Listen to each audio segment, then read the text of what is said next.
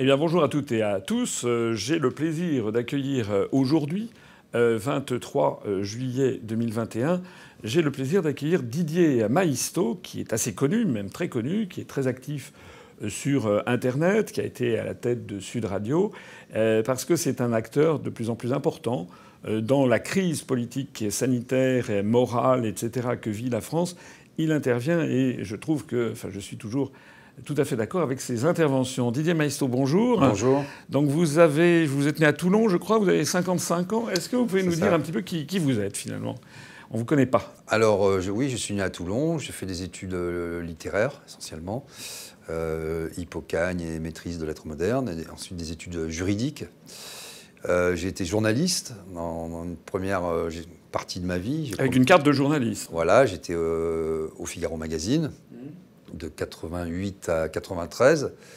J'ai ensuite quitté le monde de la presse pour faire de la politique, parce que j'étais attiré par la figure de Philippe Séguin, avec lequel j'ai eu la chance de travailler. J'avais milité contre l'Europe de Maastricht, parce que c'est bien. Voilà, on voyait qu'il y avait déjà les ferments de ce qui allait se produire, la catastrophe que l'on constate aujourd'hui, cette mondialisation galopante qui nous fait perdre jusqu'à notre identité et notre faculté de réflexion même. Aujourd'hui, on le voit bien. Et donc, j'ai fait ça quelques années. J'ai fait la campagne de Jacques Chirac, celle qui lui a permis d'accéder à l'Élysée. Et puis, patatras, il a nommé Alain Juppé. Le meilleur d'entre nous, c'était pas mon avis, c'était pas l'avis d'un certain nombre de personnes qui avaient fait cette campagne sur les thématiques chères à Philippe Séguin, la fracture sociale, la France pour tous, et surtout, je dis pas anti-européen parce que ça ne veut rien dire, moi je suis profondément européen, mais pas cette Europe-là, quoi, évidemment, pas cette Europe technocratique qui dérégule, qui annihile un peu tout ce que nous sommes, et qui nous donne des ordres qui ne sont pas, en tout cas, ou des injonctions frappées au coin ni du bon sens, ni de l'intérêt général et du bien commun. Voilà. Donc vous avez soutenu Chirac donc en 95, pour que tout le monde ait bien compris, notamment les jeunes générations. Voilà. Et puis vous pensiez qu'il s'inscrirait dans la filiation gaulienne, et puis vous avez découvert en fait que non, en nommant Alain Juppé, on allait accélérer en fait la fusion de la France dans cette construction européenne qui est en train de nous détruire. Je pensais qu'il pouvait se révéler en homme d'État, c'était un homme politique. Et malheureusement, l'époque, même s'il y a la Constitution de 58 qui avait été taillée, je dirais, pour le général de Gaulle par Michel Debré et quelques autres, en fait, il n'y a pas beaucoup d'hommes d'État.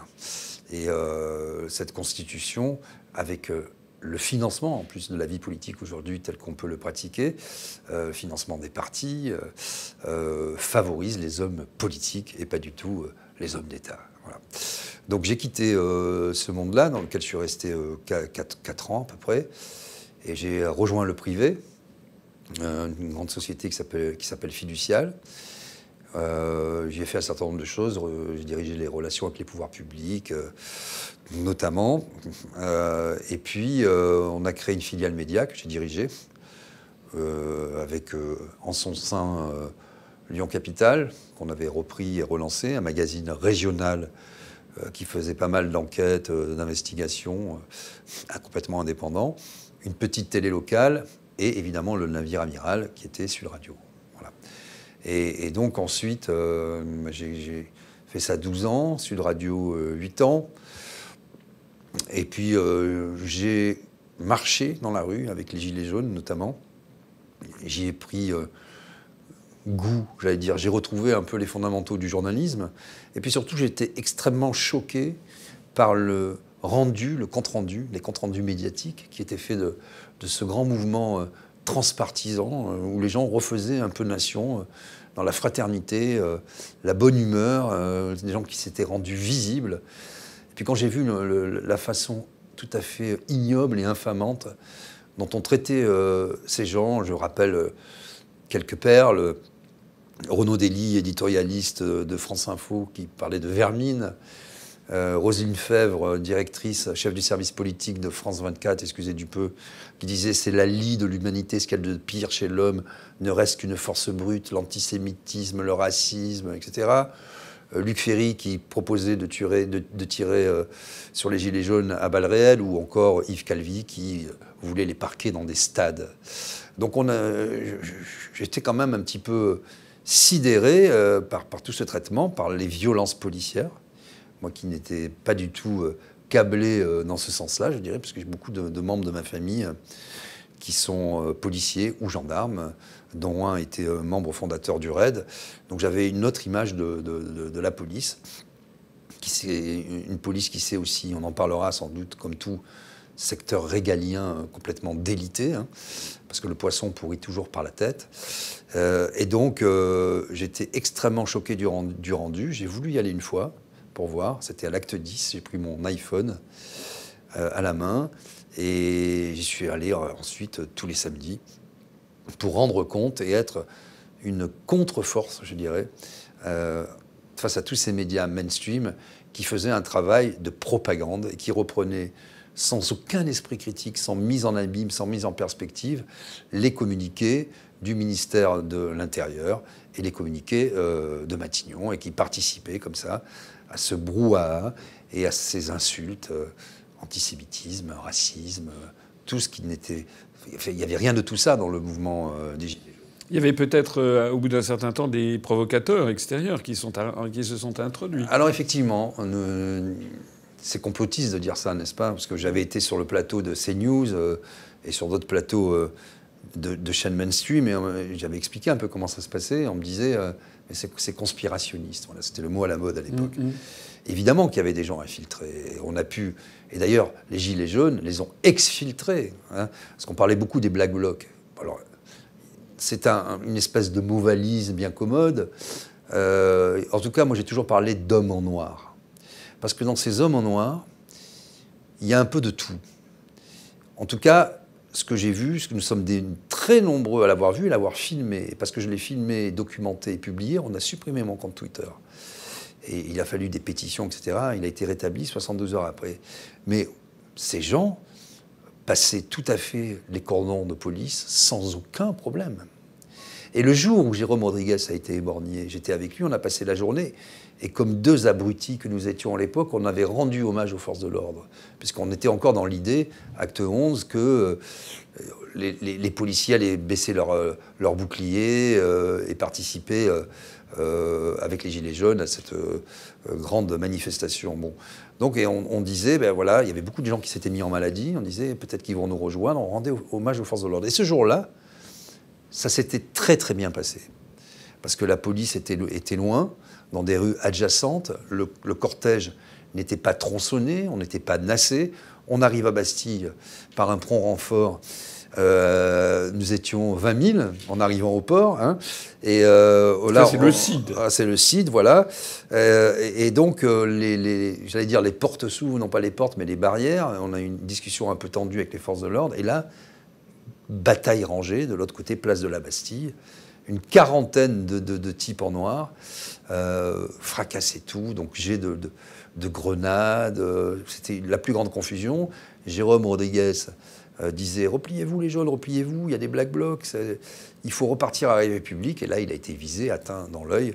Et donc là, j'ai redoublé d'efforts pour essayer de montrer quelle était la réalité, de montrer que la police répondait à des ordres pour le moins étranges, avec une répression sans doute inédite depuis la guerre d'Algérie. On n'avait jamais vu ça, quand même 28 personnes éborgnées, 5 mains arrachées, des arrestations préventives, des gardes à vue arbitraires. Ensuite, les gens ont été relâchés sans même un rappel à la loi. Songez quand même à l'époque qu'on pouvait aller en garde à vue parce qu'on avait un t-shirt, rappelez-vous, un t-shirt ou un pull en laine jaune, c'était considéré comme séditieux. Donc on avait là l'effervescence de ce qui se passe aujourd'hui.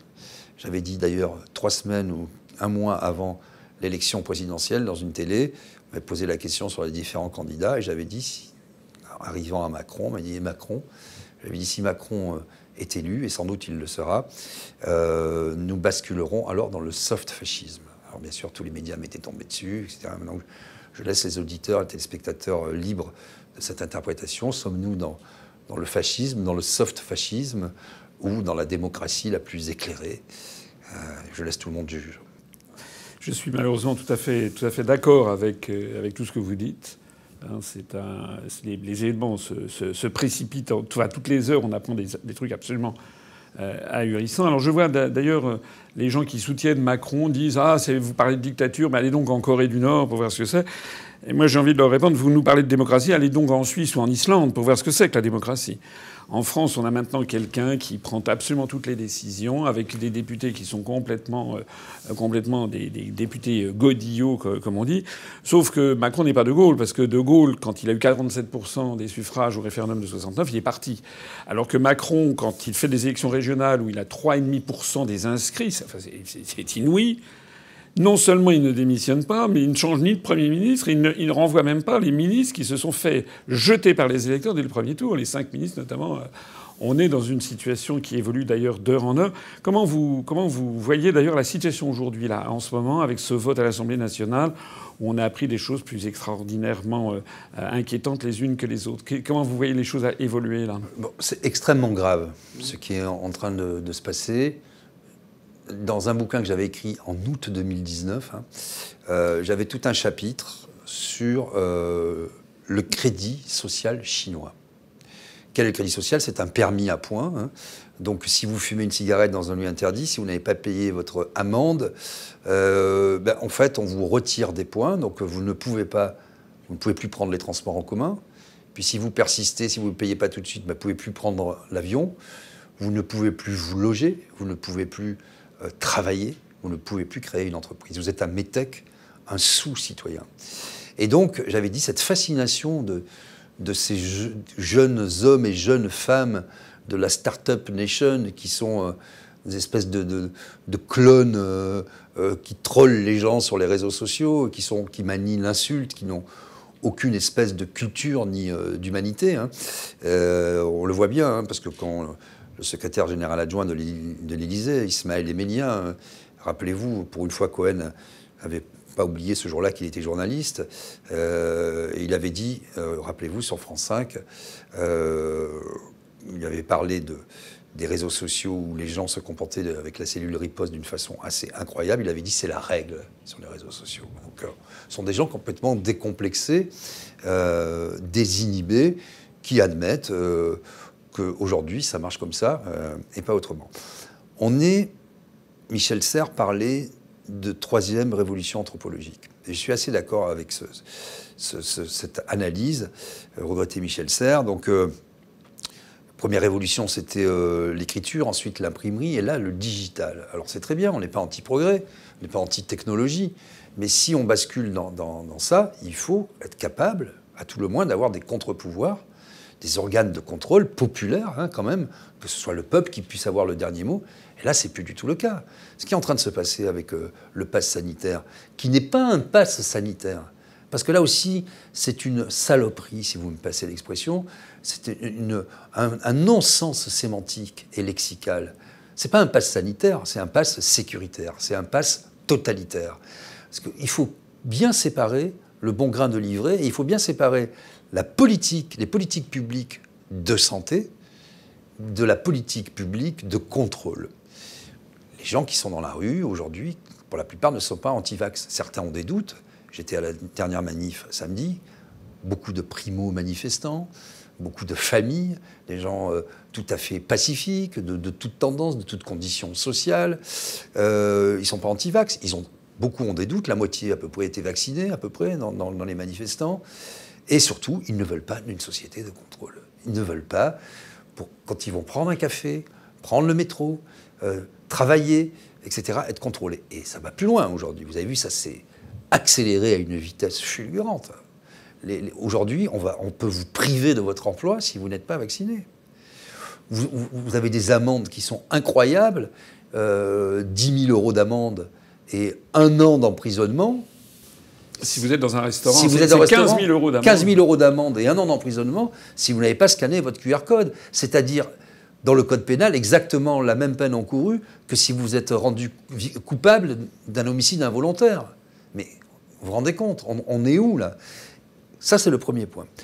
Le deuxième point, c'est que je suis quand même sidéré, c'est le mot, par tous ces journalistes, intellectuels, penseurs, philosophes et garçons coiffeurs, qui étaient toujours là pour les libertés publiques, certains se réclamant de Bakounine, des libertaires, des gens qui avaient fait mai 68, les libertés, qui se sont gavés et gobergés et qui nous laissent une situation quand même assez déplorable aujourd'hui, et qui sont tous pour que l'on passe de plus en plus vite nos libertés publiques par pertes et profits.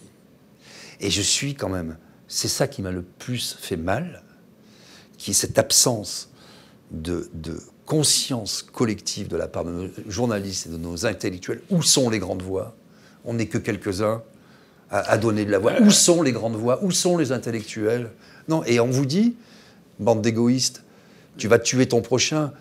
Et c'est nous les égoïstes. C'est l'inverse. Non, comme si les gens faisaient preuve d'altruisme pour sauver l'humanité. Ce qu'ils veulent, c'est reprendre leur spectacle, aller au resto et partir en vacances. Et donc, Macron, il est assez fort, hein, parce qu'on dit... non, il est très fort. Il ne peut pas réunir, donc il divise. Ça, c'est le propre des pouvoirs faibles. En plus, ça n'engage que moi, mais dans ma vie, j'ai pu connaître et côtoyer malheureusement des pervers narcissiques. C'est un pervers narcissique. Moi, il n'y a pas de surprise avec ces gens-là. Et la seule issue avec les pervers narcissiques, c'est la fuite. Sauf que nous n'allons pas nous enfuir. Nous allons résister. C'est lui qui va s'enfuir. Et donc, oui, c'est très grave, parce qu'on est dans un changement de civilisation. Et je parle déjà au passé, il ne faut pas le faire. C'est toujours le pays, je ne sais pas si c'est encore le pays des Lumières, mais au moins de la liberté. On n'est pas encore en dictature, hein, quoique ça en prend quand même le chemin. On a le droit de penser ce qu'on veut, on a le droit de se mouvoir, on a le droit d'aller dans un café ou de ne pas aller dans un café. Et il y aurait tout un débat à avoir aussi sur la mortalité, la létalité de ce fameux Covid et de ce variant Delta. Je trouve que là aussi, c'est quand même assez disproportionné. Je suis alors 1000 fois d'accord avec mon invité, avec Monsieur Maisto, parce que je regardais récemment, je me rappelle quand j'étais jeune, dans les années 80, l'arrivée du sida. Et il y avait eu, je ne sais plus, c'était en 83 ou 86, il y avait Jean-Marie Le Pen qui avait fait un énorme scandale à la télévision quand il avait parlé des gens qui étaient infectés par le virus du sida. Il les avait appelés les sidaïques. Les sidaïques, je me souviens. Et il avait prévu de les mettre dans des espèces de sidaodrome ou je ne sais pas quoi, ou sida, donc de les renfermer. Et même éventuellement de les traiter, il l'avait dit, comme des pestiférés. Et ça avait fait un énorme scandale. Et justement, toutes les consciences morales que vous évoquez, enfin, ce qu'était la France, hein, avait à juste titre protesté contre ça. De telle sorte d'ailleurs qu'il y avait eu des lois très protectrices justement des personnes infectées par le virus du HIV, puisque c'était le secret médical et on ne pouvait pas les empêcher de venir travailler, on ne pouvait pas je crois même d'ailleurs que lorsqu'il y avait un mariage, ça n'était pas nécessaire de prévenir le conjoint. Enfin, c'était des choses qui étaient incroyables. Alors qu'à l'époque, le virus HIV était mortel à 100%. Aujourd'hui, on a une maladie, je regardais les chiffres, il y a chaque jour à peu près 1680 personnes qui décèdent en France en moyenne, tous les jours. Et tous les jours, il y a actuellement 20 morts de la Covid-19, c'est-à-dire 1,1%. C'est-à-dire que 98,9% des morts de chaque jour, ce sont des morts par... le cancer, les maladies cardiovasculaires, le tabac, la drogue, l'alcool, l'obésité, le diabète, les maladies broncho-pneumopathiques, etc. Même les suicides, il y a 35 suicides par jour. Et il y a 20 morts de la Covid. Alors c'est sans doute 20 morts de trop, mais ça reste quand même un phénomène tout à fait marginal. Et moi je vois que Macron, lorsqu'il parle de l'arrivée du variant Delta, il parle des cas. Il ne parle pas des décès, puisqu'on sait que c'est un variant bien moins létal que les précédents. Ce qui est fascinant, je suis d'accord avec vous, c'est où sont passés ce qui avait fait la réputation de la France, les intellectuels français. C'est une espèce de débandade intellectuelle. Parfois même quand ils ne soutiennent pas, d'ailleurs, les processus. Beaucoup soutiennent, mais c'est important. Dans la première partie de ce que vous dites, on a parlé de la liberté. Bon, et il est intéressant, effectivement, elle est intéressante, cette comparaison avec les années 80, le début du sida. On a parlé de la liberté. Il y avait aussi l'égalité. Mais l'égalité, c'est l'égalité des chances. C'est pas l'égalité à la fin, mais il faut que tout le monde soit traité. C'est notre constitution, c'est notre devise, c'est notre loi fondamentale. Elle a bien des défauts, cette constitution. Mais en tout cas, dans ses principes, c'est peut-être le plus beau texte que j'ai jamais lu. Bon. Et puis, il y a la fraternité. La France s'est toujours honorée de s'occuper des plus faibles, des gens qui en avaient besoin au sein de la nation, des plus fragiles. C'est ça la solidarité, c'est ça la fraternité, c'est ça le triptyque et la magie française. Donc aujourd'hui, on ampute la liberté, l'égalité, c'est un truc, ça les intéresse pas hein, dans la Macronie, et la fraternité et l'égalité, enfin, la fraternité, n'en parlons pas. Donc aujourd'hui, on fabrique des clones, c'est comme je disais la Startup Nation, la compétition à outrance, le pays. On va gagner. Vous avez vu le dernier discours aux accents déments d'Emmanuel Macron. La France 2030, 2040, 2050. Bon, voilà. Donc, moi, ce qui m'intéresse et ce qui intéresse les Français, c'est ici et maintenant. Bon. Ici et maintenant, que se passe-t-il? Il se passe effectivement ce que vous dites, que c'est un virus quand même extrêmement peu létal, que les cas de contamination ne sont pas les malades. Quand on regarde, il faut toujours parler des faits. Quand on regarde les gens infectés du coronavirus et qui font des formes sévères du Covid, c'est des gens de plus de 60 ans, de plus de 70 ans, depuis 80 ans. Bon, évidemment, ça monte ensuite en flèche, premièrement. Deuxièmement, avec d'énormes facteurs de comorbidité, bien souvent. Maladie cardiovasculaire, vous en avez parlé, diabète, tous ces terrains qui sont favorables. On ne s'occupe, là encore, moi je veux bien qu'il y ait une santé publique, et c'est bien normal, mais peut-être faudrait-il s'occuper, en termes de santé publique, des véritables causes et non pas des conséquences. Vous mourrez du Covid ou avec le Covid parce que vous avez un terrain, l'âge, ça on va tous y passer, c'est comme ça, mais parce que vous avez un terrain favorable, essentiellement créé par nos modes de vie, la malbouffe. La malbouffe, c'est à peu près entre 11 et 12 millions de morts par an dans le monde. C'est ça qui crée du sucre. Vous mangez du sucre, vous mangez du sel, pas assez de fibres, etc. Des produits industriels, un élevage intensif qui fait qu'à la fois on pollue la planète et on empoisonne les gens. On crée des maladies et des pathologies qui font que vous chopez un rhume ou le Covid et vous en mourrez. Mais ça intéresse qui? Le tabac, ça intéresse qui? Moi, je suis fumeur, donc je prends mes risques, je le sais. Mais si c'était vraiment des politiques publiques, on interdirait l'alcool, on interdirait le tabac. Vous voyez qu'on est dans une espèce de logique absurde, dans cette société qui est de plus en plus hygiéniste. On n'a jamais aussi mal bouffé, on n'a jamais aussi mal vécu. On est sédentaire, parce que l'homme n'est pas normalement un animal sédentaire. Les confinements, ça a été une catastrophe d'un point de vue sanitaire, social, économique et culturel. On ne traite plus les maladies qu'on traitait. On ne décèle plus les cancers précoces, par exemple. Au niveau psychologique, j'ai fait des émissions avec des pédopsychiatres, mais ils disent les enfants sont dans un état lamentable. Il y a des enfants, aujourd'hui, ça a été multiplié par 6 ou 7, les suicides, qui à 9 ans se défenestrent, parce qu'ils ne peuvent pas se construire, vous voyez. Donc c'est extrêmement grave ce qui se passe dans notre pays. Et donc là, le monde entier, il y a un calendrier qui est quand même un agenda assez particulier, est pris d'une folie comme ça, Covid, Covid, Covid. Vous ne pouvez pas tourner. Vous faites l'expérience, vous tournez un bouton de radio ou de télé, vous attendez maximum 3 secondes, vous avez le mot Covid et contrôle. Est-ce qu'on a envie de cette société hygiéniste? Oui, vivre, c'est mourir. Alors, il faut réduire les risques, mais c'est parce qu'on a peur de la mort qu'on va mourir. Hein. Mais il y a quand même, je crois, une utilisation particulièrement politique de la Covid, parce qu'avec cette histoire de passe sanitaire, d'abord le passe sanitaire, il est absurde, puisque quelqu'un qui est vacciné, par exemple, on le sait maintenant et on le voit à Gibraltar, au Royaume-Uni, en Israël, aux Seychelles, etc., des pays extrêmement vaccinés, même où presque tout le monde est vacciné, Gibraltar, il y a 99% de vaccinés, on voit que l'épidémie du variant Delta se développe à toute allure.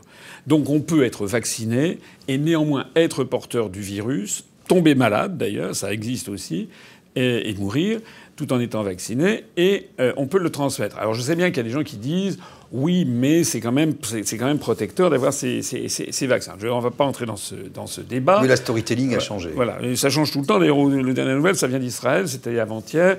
Le ministère de la Santé israélien qui tire la sonnette d'alarme, c'est que l'efficacité du vaccin Pfizer est en train de s'effondrer.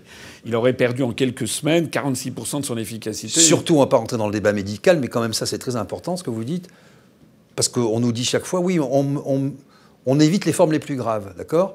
Ou c'est bien pour les personnes les plus fragiles. Sauf que dans la 3e injection du Pfizer, par exemple, je prends l'exemple israélien, on s'est rendu compte qu'au bout de 2 injections, les gens qui étaient avec des facteurs de comorbidité ou des gens qui étaient atteints du cancer notamment, etc., étaient complètement immunodéprimés. Et donc, alors qu'on avait encouragé à faire la 3e dose, on a dit non, là, il ne faut surtout pas faire la 3e dose, parce qu'il va y avoir des complications. Absolument.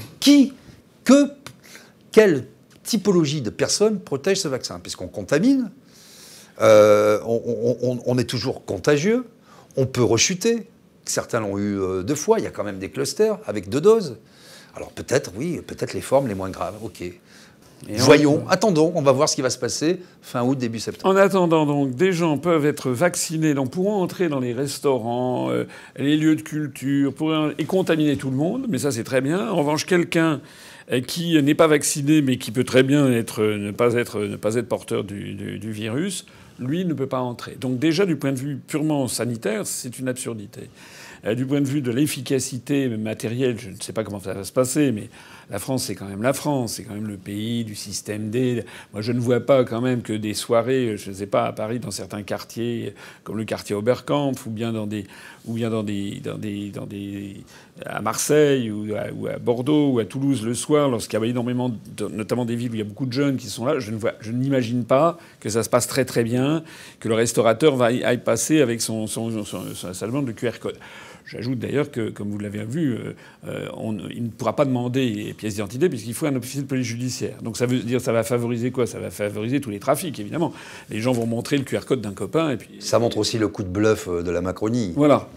Et puis alors cette injustice incroyable, c'est que les sapeurs-pompiers font l'objet d'une profession qui doit être entièrement vaccinée. C'est une vaccination obligatoire, mais pas les forces de l'ordre, pas les policiers et les gendarmes. Donc là, à mon avis, je veux dire, on révèle la supercherie avec ça. C'est que tous les Français comprennent que les pouvoirs publics ne veulent pas se mettre à dos les forces de l'ordre, tant qu'ils en ont besoin. Évidemment. On est bien d'accord. On est bien d'accord. Et on voit bien que justement, oui, c'est la supercherie qui est révélée, parce qu'il n'y a aucune...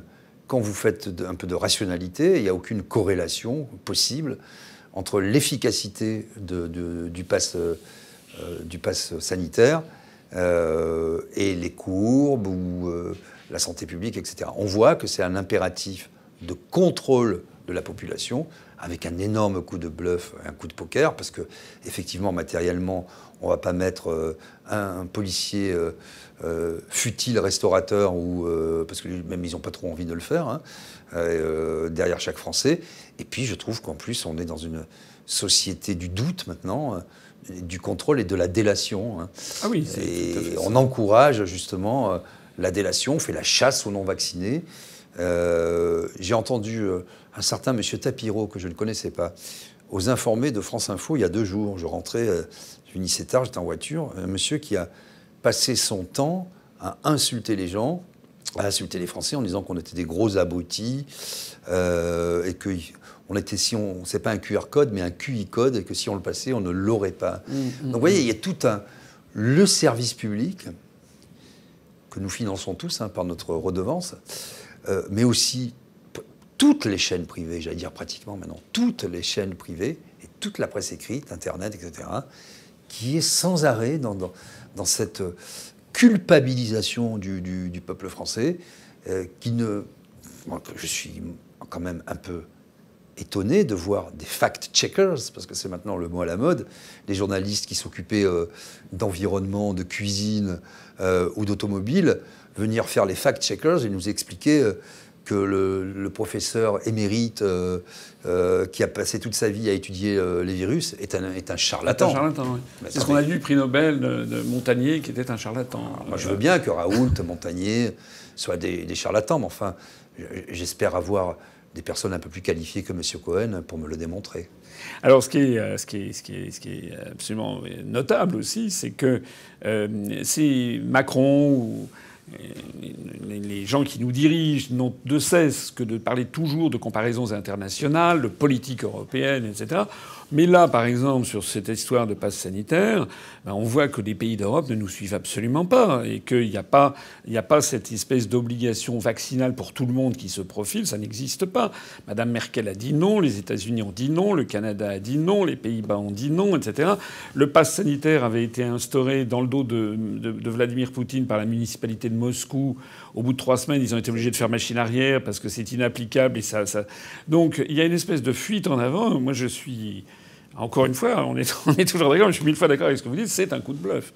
C'est un coup de bluff, c'est un coup de poker où Macron essaie de jouer sur l'intimidation de la population. Et puis alors on vient d'apprendre aujourd'hui que, eh bien, comment dirais-je, l'amendement qui avait été proposé par le député Sonforget, qui consistait à dire qu'il ne faudrait pas de passe sanitaire pour entrer dans les bureaux de vote, eh bien cet amendement a été rejeté. C'est-à-dire que il ne faut pas de passe sanitaire pour aller à l'Assemblée nationale. Donc les députés, eux, considèrent qu'ils n'ont pas à présenter de passe sanitaire. Donc ils disent aux autres qu'eux n'acceptent pas pour eux-mêmes.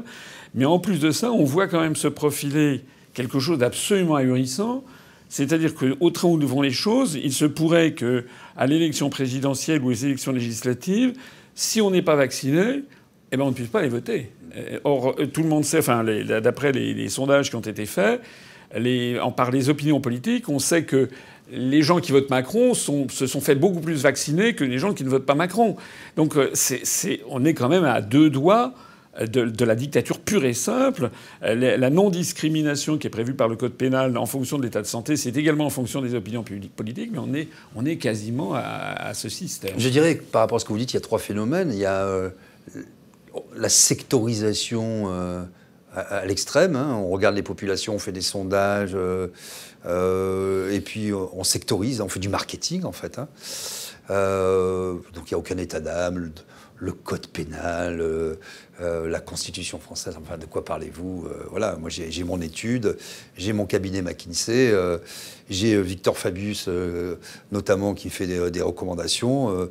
Ah tiens, le président du Conseil constitutionnel et son père, je pense que c'est déjà un petit peu verrouillé, cette affaire. Ne serait-ce que quand on entend les éléments de langage, y compris d'ailleurs des républicains, qui sont, comme les socialistes, des traîtres à leur propre cause. Parce que c'est un parti de traîtres, en fait, La République En Marche. Deuxièmement, il y a quoi? Du nudge. C'est ce truc à la mode. Là aussi, c'est du marketing.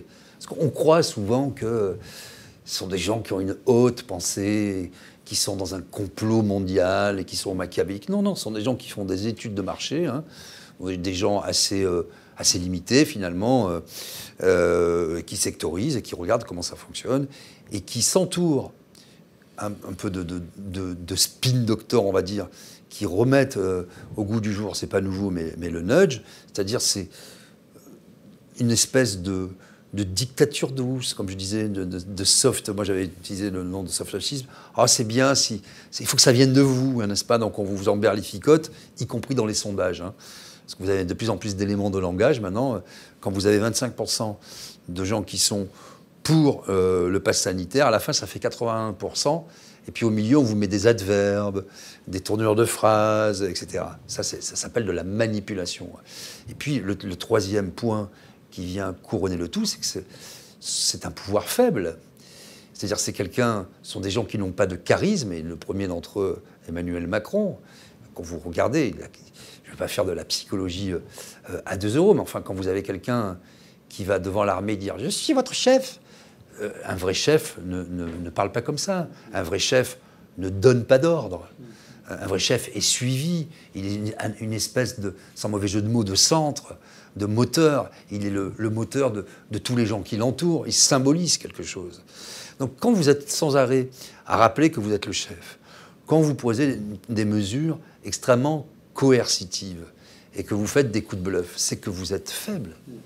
L'autoritarisme, et c'est bien ça qu'il faut comprendre, est le fait de gens faibles. Et comme ils sont faibles, ils deviennent autoritaires. Et si l'autoritarisme s'impose, là intervient le danger.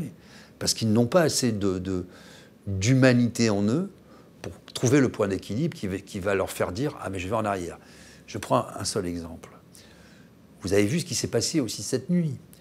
On parlait de l'amendement de Sonneforger, mais il y a aussi l'amendement sur les hôpitaux et les EHPAD. Que fait ce gouvernement avec ces députés Gaudiot dont vous parlez? Quand le vote ne convient pas et qu'il passe, on fait un deuxième vote. Et si ça ne suffira pas, on fera un 49-3. Ça, il n'y a pas de problème. Donc on est bien dans... J'aime pas le mot dictature parce qu'il est galvaudé, mais dans un régime faible et à la fois autoritaire et complètement décomplexé. Voilà. Parce qu'il veut être dans le contrôle des choses. Avec des parlementaires qui ne représentent plus les électeurs, mais qui se font les porte-paroles de ceux qui les tiennent en laisse. Didier Maistre, qu'est-ce que vous faites en ce moment? Qu'est-ce que vous comptez faire dans les semaines, les mois qui viennent? Est-ce que vous comptez vous engager encore plus? Vous avez des projets? C'est quoi? Alors, depuis 6 mois, je travaille à Donc vous avez quitté Sud Radio? J'ai quitté Sud Radio le 30 septembre 2020.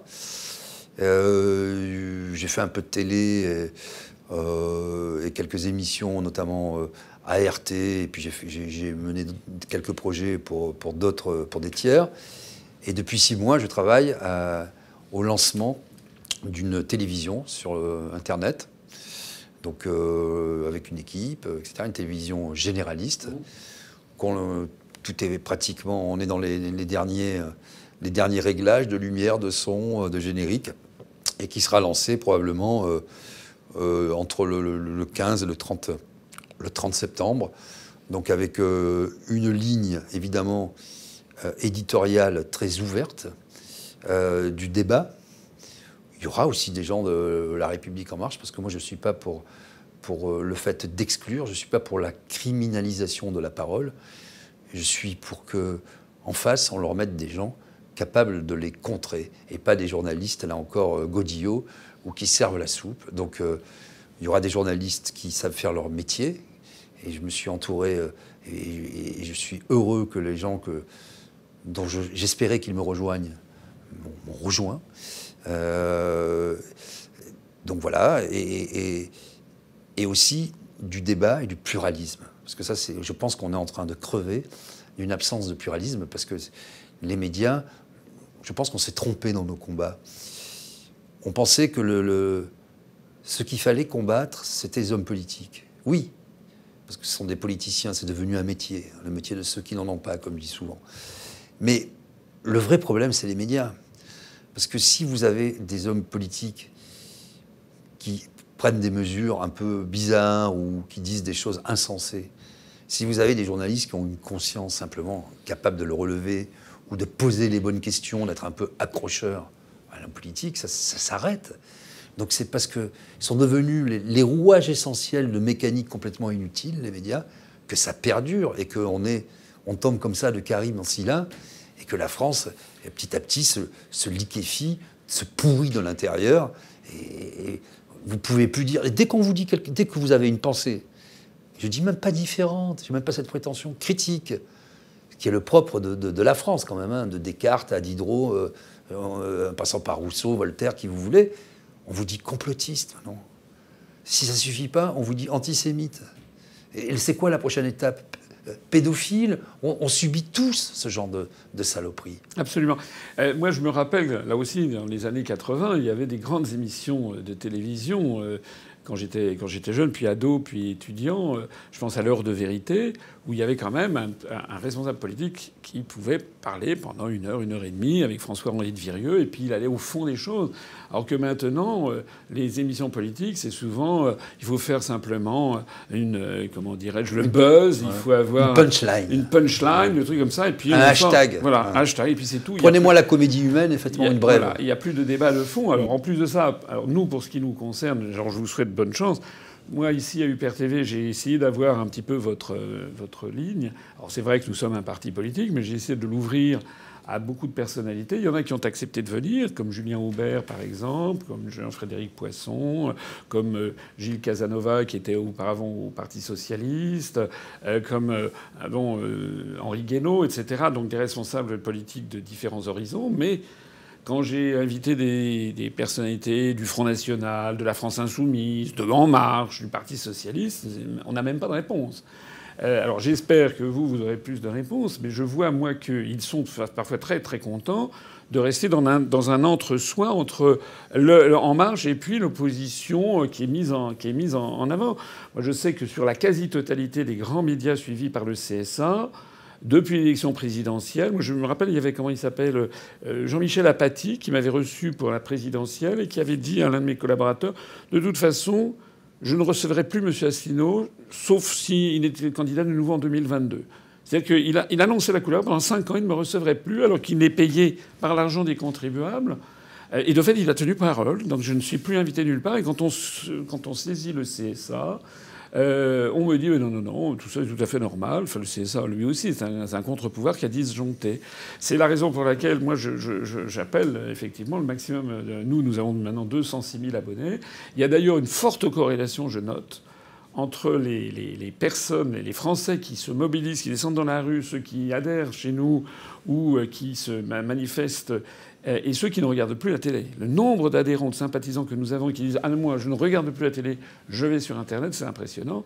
Et je pense que ça, c'est quand même aussi un indice de fragilité du pouvoir. Oui, ça, c'est évident. Alors, ce qui est très important, je trouve, c'est qu'il ne suffit pas d'être alternatif ou sur Internet ou contre les médias mainstream, etc.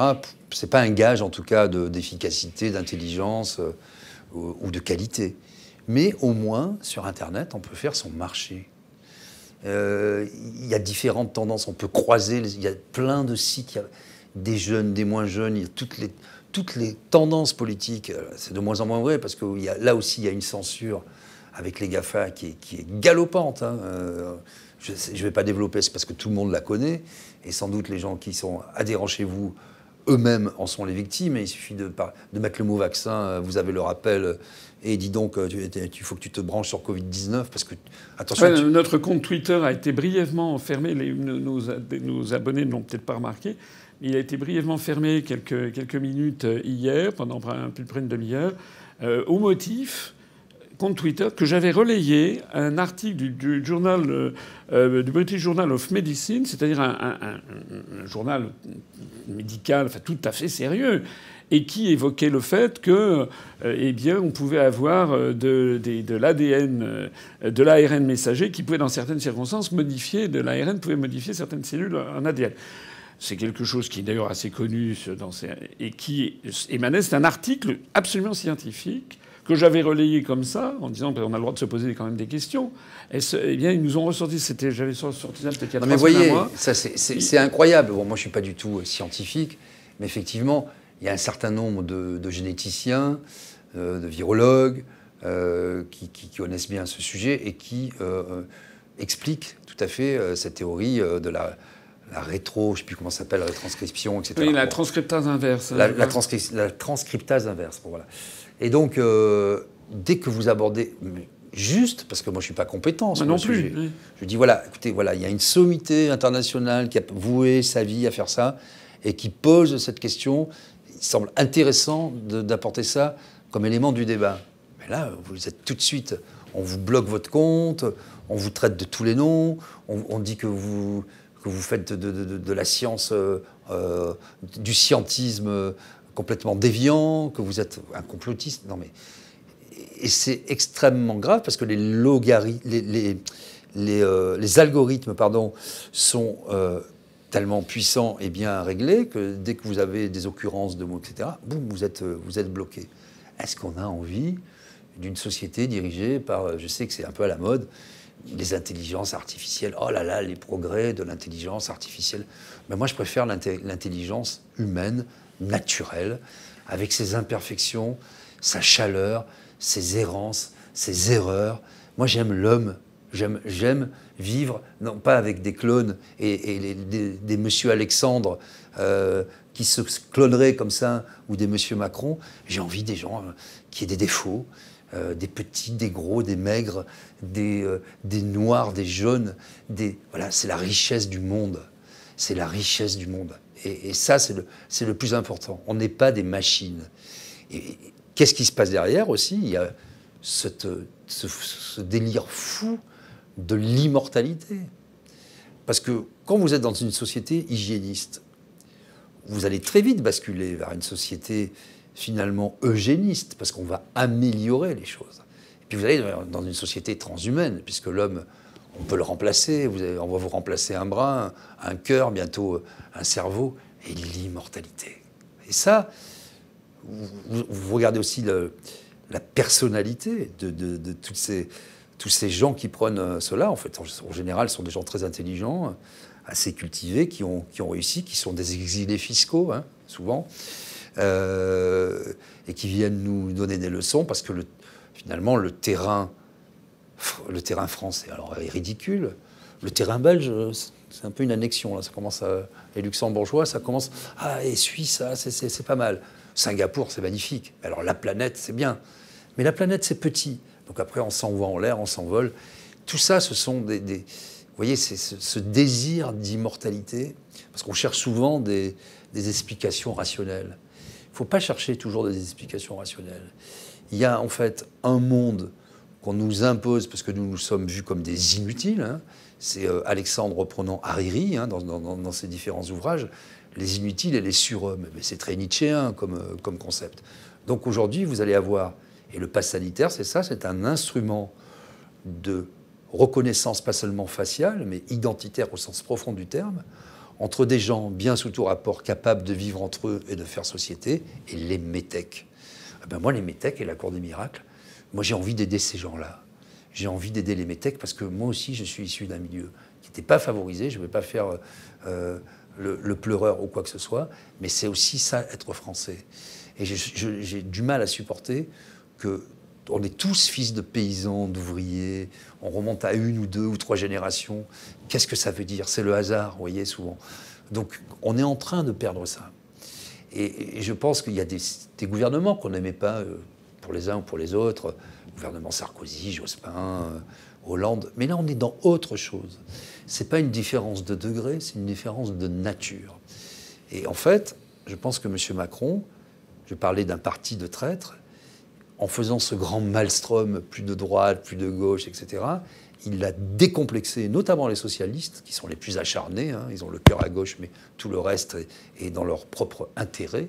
Je suis toujours sidéré, moi, de voir à quel point les socialistes sont devenus macronistes. Cette pseudo-gauche, les gens ont découvert que les socialistes n'étaient pas de gauche, ou n'étaient pas humanistes. Mais moi, il y a longtemps que je le sais. Hein. Bon. Vous connaissez le bon mot de Gaulle qui disait « Moi, ce que je reproche aux socialistes, c'est qu'ils ne sont pas socialistes. » C'est ça. Et donc, vous voyez, il faut bien comprendre, enfin, je ne sais pas, mais c'est un peu mon analyse, je ne sais pas si vous faites la même, qu'on est dans ce changement civilisationnel, c'est peut-être un peu fort, mais en tout cas, de paradigme, oui, de façon de voir la vie et les rapports entre les humains. Et finalement, on perd la conscience collective, parce que c'est la compétition exacerbée, la mauvaise compétition pour de mauvaises raisons. Didier Maisto, je suis 1000 fois d'accord avec vous, et on va conclure. Il y a quand même des éléments peut-être d'espoir, parce qu'il ne faut pas quand même que les gens soient complètement désespérés. Moi, je suis comme vous, je crois quand même dans la nature humaine. Je vois aussi que la France, en ce moment, est dans une situation vraiment très particulière. En Australie, sur une grande chaîne de télévision, il y a 3 jours, il y a quand même un chroniqueur qui a dit devant des millions d'Australiens que le président de la République française has gone mad. Il est devenu dingue. On voit quand même qu'il y a des forces quand même qui sont... regardez les pays d'Europe du Nord, regardez la Suède, la Finlande, la Russie, etc. Donc heureusement, la France n'est pas toute seule et il faut espérer, enfin c'est en tout cas ce que je pense, il faut espérer que cet épisode Macron s'effondre, parce que ce dont je suis le plus convaincu, c'est comme vous, c'est qu'en fait Macron est extrêmement faible et a extrêmement peur en fait. Et on a l'impression qu'il fonce dans le mur. Un dernier mot pour conclure, un petit peu plein d'espoir. Il ne faut pas perdre espoir, parce que la France, ça vient de loin. Je pense que la France, c'est un territoire, bien sûr, hein, la carte est le territoire, mais c'est d'abord une idée. C'est-à-dire, on a la chance de pouvoir devenir français.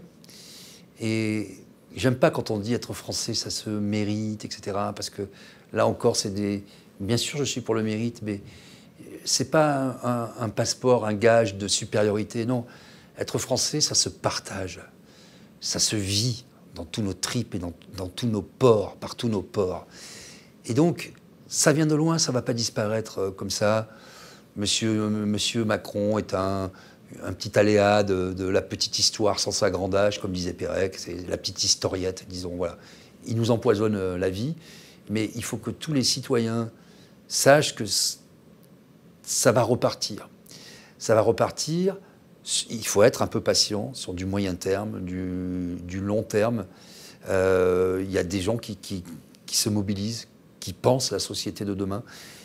Il y a aussi des gens qui s'organisent. Moi, je vis à la campagne. On est on échappe un petit peu à cette folie parce qu'on a des circuits courts. On consomme différemment. Il y a beaucoup d'entraide. Et on est en train de construire, non pas un monde parallèle, hein, mais on est en train de reconstruire la France qu'on aime. Et c'est en reconstruisant avec nos vraies fondations cette France-là que l'autre s'effondrera parce qu'elle repose sur du sable et sur du vent. Il était mince, il était beau, il sentait bon le sable chaud, mon légionnaire. Ça, c'est M. Macron, sauf que la Légion, je ne pense pas qu'il ait fait la Légion, mais il disparaîtra comme le sable sera léché par la vague et il sera dissous dans la mer de notre espoir. Et c'est ça que la France, il faut bien avoir cette France toujours dans la tête et dans le cœur et dans l'esprit, parce qu'elle ne mourra jamais. La France ne mourra jamais. Voilà. Merci Didier Maisto pour ces paroles pleines d'espoir et que je partage également. Hein, je le cite un peu trop souvent, mais je suis obligé encore de le faire. C'est le fameux discours d'Alger de De Gaulle qui disait « 20 siècles d'histoire sont là pour attester qu'on a toujours raison d'avoir foi en la France ». Merci Didier Maisto. Merci. C'était passionnant. Asselineau. À très bientôt. À alors. bientôt. Vous viendrez la prochaine fois, je vous rends oui, l'appareil. Absolument. Hein, à bientôt. À bientôt.